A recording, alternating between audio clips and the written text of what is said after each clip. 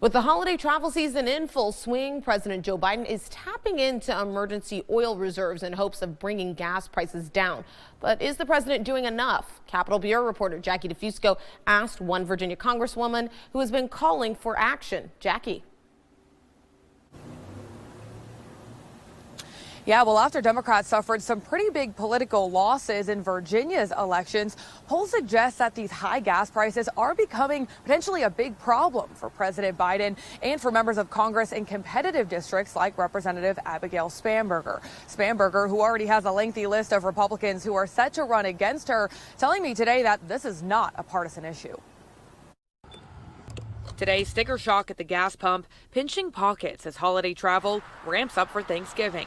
One report showing fuel prices soared more than 12% just over the last month and nearly 60% from the previous year.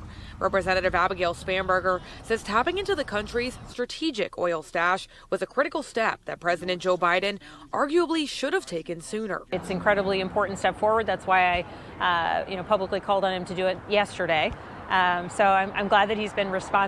At a press conference celebrating the new infrastructure law, Spanberger saying measures to ease bottlenecks at ports and bolster the trucking workforce will also help lower prices. Since the start of the pandemic, we have seen those shortages in the trucking industry that have compounded disruptions caused by COVID and increased demand. Spanberger adding Biden should go further by appointing a czar focused on coordinating the federal response to supply chain issues. Across the board, experts seem to agree that there's no single solitary cause of the inflation we're experiencing in the grocery stores or the rising cost of fuel, which in part is why it's so important that we do have a supply chain czar really focused on all of these challenges in concert.